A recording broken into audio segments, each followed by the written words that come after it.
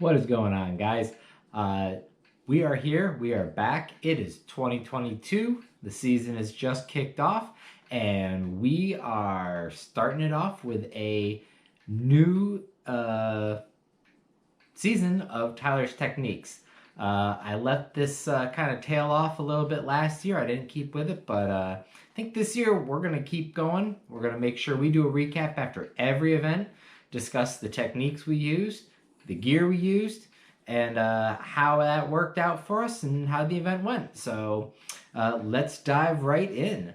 Today we are talking about the Potomac River.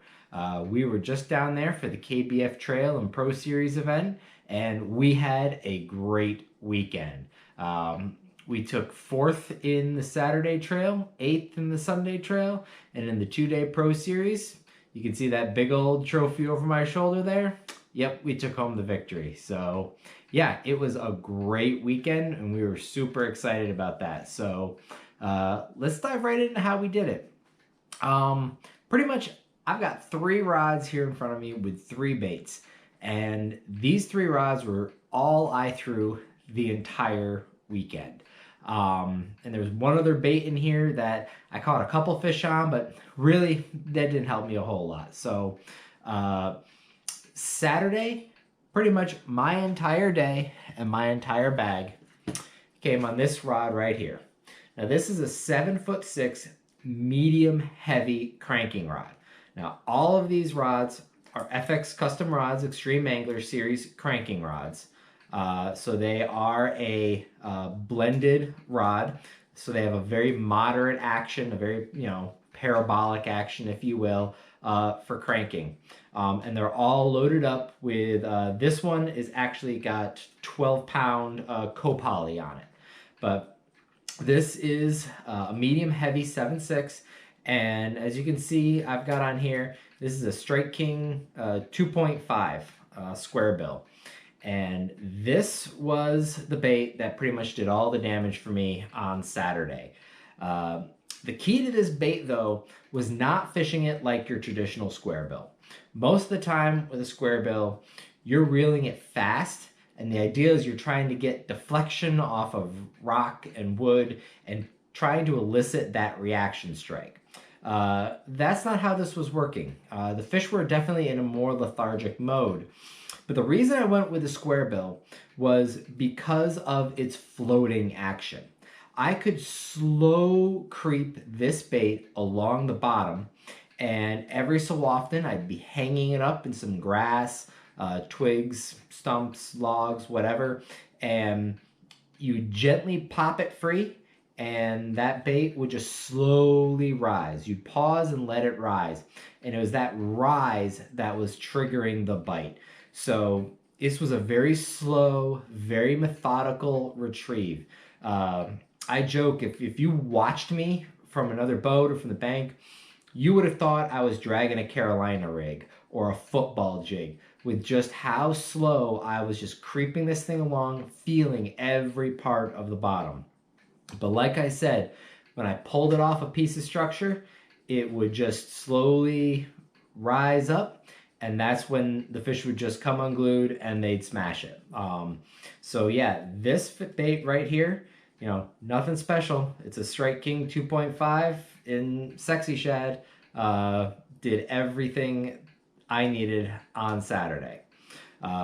Sunday, however, the water dirtied up. So with the dirty water and the decreased visibility, they weren't hitting this bait as well. This is not a loud bait by any means. There is a little knocker inside of there, but this is not, something that's going to draw fish in and get their attention. So I quickly decided on Sunday that this was not going to be the bait that was going to get me the bites I needed. So on Sunday, I threw 2 separate baits, alternating throughout the day. To start with is a red-eye shad. Again, notice the color. It's that chartreuse Sexy Shad type color. Pretty much identical to what I was throwing in the square bill. And I figured, they were on that color, why change the color? I just wanted something a little noisier, a little more to get their attention in the dingier water. And I'm throwing this on a 7-1 medium rod. Again, same FX Custom rod, Extreme Angler Series cranking, blended rod, but this is a little bit shorter and it's a much softer action. And I've actually got this with 17-pound fluoro on it. But the retrieve with this, again, was similar to the square bill in that you had to pause it. You couldn't just straight retrieve it. They didn't want a burning retrieve. They wanted, you know, a very erratic, kind of jerky pause type retrieve. And it was amazing. You'd be reeling it, giving it some action, pause, and as soon as you pick that crank back up again, the fish was on. So they were certainly looking for some kind of pause and erratic action to the retrieve. So yeah, like I said, this is what I switched to first thing on Sunday, and I threw it a little bit throughout the day. Got me a few of my early bites, definitely got me the confidence. Wasn't putting up quite the size though that I needed on Sunday. So what I did to try to get a little bit better of a size was I switched it up to something that everybody recognizes now in the spring is a Z-Man jackhammer in the fire craw. What you might not recognize though is the trailer that I've got on here. And that's a Big Bite Baits chatterbait trailer that they make. And it's in this, I can't remember if it's fire hydrant or something like that color. But it pairs up with the orange in that jackhammer absolutely perfectly. And that match right there, when the fish are on red, this is a combination that they are just going to smash. And they did, certainly for me. Again, though, it required a pause. It was not a straight retrieve. It was not a ripping it out of the grass retrieve. It was a crank it up, give it a pause, let it fall for just a split second, and then pick it up again. And as soon as you started that retrieve back up, they were smashing it. So that bait right there was key for some of my bigger bites on Sunday. And this is my typical chatterbait and spinnerbait rod. This is a 7-foot medium heavy rod. Again, this is a moderate action cranking rod. So similar to like a glass rod that a lot of people say you should be throwing a chatterbait on. So that's why I throw it on this. And I like the shorter rod for my chatterbaits and my spinnerbaits because I'm usually not throwing these long casts. I'm typically short casts in and around cover, shallow cover with these chatterbaits. So I like the shorter rod for that. So the 7-foot works well for that presentation.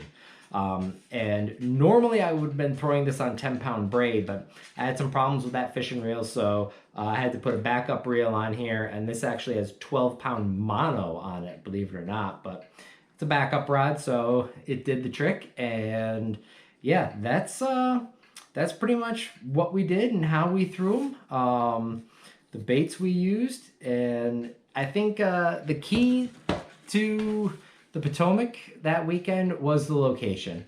I was pretty much making the same couple casts, you know, let it rest, come back and make the same couple casts. And most of my fish came off of one small patch of grass. All of my fish came in an area that was no bigger than 4 acres wide. And yeah, so we had the right combination of baits. We had the rods and tackle to put them in a boat. And we came home with cashing a couple checks and a good victory. So hopefully we have more of these videos where we can talk about how we caught them and not the videos where we talk about what we threw and why it didn't work. So stay tuned the rest of this season. 2022 is off to a great start. So let's keep the ball rolling. And we're on to Saratoga in a week and a half. So we will see you guys then. Take care.